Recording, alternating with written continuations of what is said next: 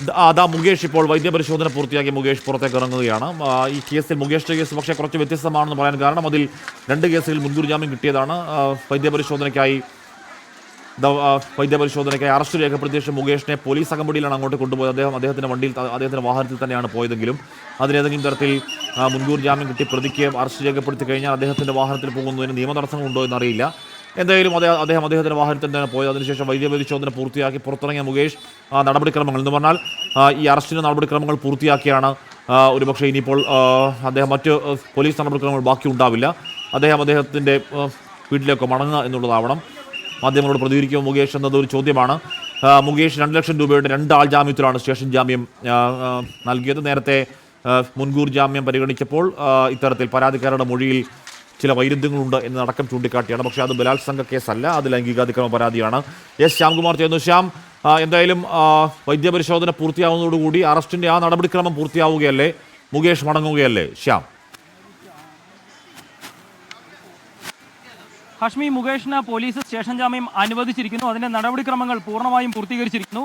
ഏറ്റവും അവസാനത്തെ നടപടിക്രമം എന്ന രീതിയിലാണ് മുകേഷിന്റെ വൈദ്യപരിശോധനയ്ക്ക് ജനറൽ ആശുപത്രിയിൽ അല്പസമയം മുമ്പ് എത്തിച്ചിരുന്നത്. ആ വൈദ്യപരിശോധനയും പൂർത്തിയാക്കി 2 ആൾ ജാമ്യങ്ങളുടെയും 1 ലക്ഷം രൂപയുടെ ജാമ്യ വ്യവസ്ഥയിലുമാണ് മുകേഷിന് സ്റ്റേഷൻ ജാമ്യം അനുവദിച്ചിരുന്നത്. ആ ജാമ്യം അനുവദിക്കുന്നതിന്റെ അവസാന നടപടിക്രമങ്ങൾ പൂർത്തിയാക്കി ജനറൽ ആശുപത്രിയിൽ നിന്ന് മുകേഷ് MLA സ്വന്തം വാഹനത്തിൽ മടങ്ങിയിരിക്കുന്നു. ഇതിൽ ഏറ്റവും പ്രധാനപ്പെട്ട കാര്യം, ചോദ്യം ചെയ്യലിന് ഹാജരായി 2 മണിക്കൂറോളം ചോദ്യം ചെയ്ത ശേഷം ജാമ്യ വ്യവസ്ഥകളെല്ലാം അംഗീകരിക്കാമെന്ന് മുകേഷ് അന്വേഷണ സംഘത്തിന് ഉറപ്പ് നൽകിയ ശേഷമാണ് അദ്ദേഹത്തിന്റെ ജാമ്യം പോലീസ് അനുവദിച്ചത്. 2 ആൾ ജാമ്യങ്ങൾ, 1 ലക്ഷം രൂപയുടെ 2 ആൾ ജാമ്യങ്ങളാണ് മുകേഷിന് സ്റ്റേഷൻ ജാമ്യം ലഭിക്കുന്നതിനായി ഏർപ്പെടുത്തിയിരുന്നത്. അതിനുശേഷമാണ് വൈദ്യപരിശോധനയ്ക്ക് ജനറൽ ആശുപത്രിയിലേക്ക് മുകേഷിനെ കൊണ്ടുവരികയും ചെയ്തത്. നടപടിക്രമങ്ങൾ പൂർത്തിയാക്കി മുകേഷ് മടങ്ങിയിരിക്കുന്നു. ഇനി അന്വേഷണ സംഘം ആവശ്യപ്പെടുമ്പോൾ അന്വേഷണ സംഘത്തിന് മുന്നിൽ എത്തണമെന്നതാണ് പ്രധാനപ്പെട്ട വ്യവസ്ഥ. അതിനു പുറമെ ഇരയെ ഒരു തരത്തിലും സ്വാധീനിക്കുകയോ അവരെ ഭീഷണിപ്പെടുത്തുകയോ ചെയ്യരുത് എന്നുള്ളത് മറ്റൊരു വ്യവസ്ഥയായി ഉൾപ്പെടുത്തിയിരിക്കുന്നു.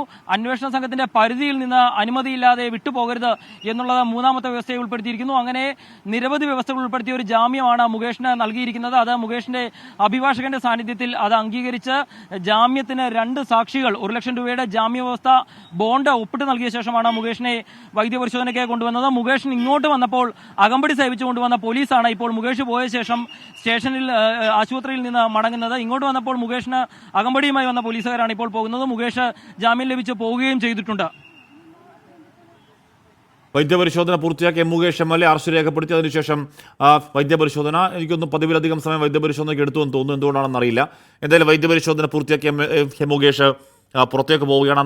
നടപടിക്രമങ്ങൾ പൂർത്തിയാക്കി 2 ആൾ ജാമ്യത്തിലടക്കമാണ് മുൻകൂർ ജാമ്യം. ആ നടപടിക്രമങ്ങൾ പൂർത്തിയാക്കി 2 കേസിൽ, പ്രധാനപ്പെട്ട 2 കേസുകളിലും മുകേഷ് MLAക്ക് മുൻകൂർ ജാമ്യം കോടതി അനുവദിച്ചിരുന്നതാണ്. പരാതിക്കാരുടെ മൊഴിയിൽ ഈ പറഞ്ഞ വൈരുദ്ധ്യങ്ങളൊക്കെ ചൂണ്ടിക്കാട്ടിയായിരുന്നു മുകേഷിന്റെ ആ മുൻകൂർ ജാമ്യം. എന്നാലും മുൻകൂർ ജാമ്യം ഉള്ളതുകൊണ്ട് തന്നെ അറസ്റ്റ് ഉണ്ടാകുമെന്ന് അറിയാമെങ്കിലും അതിന്റെ തുടർ നടപടിക്രമങ്ങൾ കോടതിയിൽ ഹാജരാക്കൽ, ജയിൽ പോലെയുള്ള സംഗതികൾ മുകേഷ് നേരിടേണ്ടി വരില്ല എന്ന കാര്യം ഉറപ്പായിരുന്നു.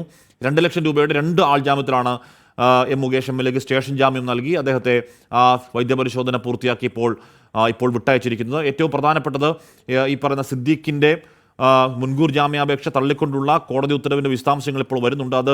അത് എന്താണ്, വളരെ സിമ്പിളായിട്ടുള്ളൊരു കോടതി ഉത്തരവാണ് എന്ന് കണക്കാക്കാൻ കഴിയില്ല. കോടതി വളരെ വിശദമായി തന്നെ വിലയിരുത്തുന്നു.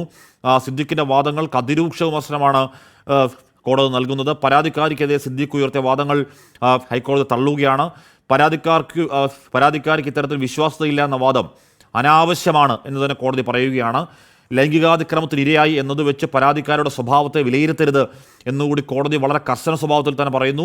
പരാതിക്കാരുടെ അതിജീവനം പരിഗണിക്കൽ അതിപ്രധാനമാണെന്ന് പറയുന്നു. പരാതിക്കാരെ ആക്രമിക്കുന്നത് നിശബ്ദയാക്കാനുള്ള നീക്കമാണ് എന്ന് കോടതി പറയുന്നു. കുറ്റകൃത്യത്തിൽ സിദ്ദീഖിന് പ്രഥമദൃഷ്ട്യാ പങ്കുണ്ട് എന്നുകൂടി ഹൈക്കോടതി വിലയിരുത്തുകയാണ്. കുറ്റകൃത്യത്തിൻ്റെ ഗുരുതര സ്വഭാവം, തെളിവുകൾ എന്ന കണക്കിലെടുത്താൽ കസ്റ്റഡിയിൽ ചോദ്യം ചെയ്യൽ അനിവാര്യം എന്ന് കോടതി കണ്ടെത്തുന്നു. കേസിൻ്റെ ശരിയായ അന്വേഷണത്തിന് പ്രതിയെ കസ്റ്റഡിയിൽ ചോദ്യം ചെയ്യേണ്ടതുണ്ട് എന്ന് പറഞ്ഞുകൊണ്ടാണ് കോടതി. അതുകൊണ്ട് ഈ സിദ്ദീഖിൻ്റെ മുൻകൂർ ജാമ്യം അപേക്ഷ പരിഗണിക്കാൻ കഴിയില്ല, അല്ലെങ്കിൽ അതിന് അനുവദിക്കാൻ കഴിയില്ല എന്ന സുപ്രധാന തീരുമാനത്തിലേക്ക് ഹൈക്കോടതി എത്തുന്നത്. അതുമാത്രമല്ല, പരാതിക്കാരുടെ അഭിഭാഷകൻ ഹരീഷ് വാസുദേവൻ കോടതിയിൽ വാദിക്കുന്നത് ഈ സിദ്ദീഖ് വളരെ സ്വാധീനമുള്ള ആളാണ്, അദ്ദേഹത്തിന് തെളിവ് നശിപ്പിക്കാനൊക്കെയുള്ള ക്ലൗട്ട് അല്ലെങ്കിൽ തെളിവ് നശിപ്പിക്കാനൊക്കെയുള്ള നശിപ്പിച്ചേക്കുമോ എന്ന് ഭയക്കുന്നുണ്ട്, എന്ന് പരാതിക്കാരി, എന്ന അതിജീവിത ഭയക്കുന്നുണ്ട്. അത് കേസിനെ ബാധിച്ചേക്കാം. അതുകൊണ്ട് ഒരു പ്രീ അറസ്റ്റ് ബെയിൽ നൽകുന്നത് ഈ കേസന്വേഷണം അതിൻ്റെ ഏറ്റവും ഏറ്റവും ആദ്യഘട്ടത്തിലാണ്. ഈ പറയുന്ന സിദ്ദിഖിനെതിരെ കുറേയധികം തെളിവുകളുണ്ട്, ബെയിൽ ഓഫ് തെളിവുകളുണ്ട്.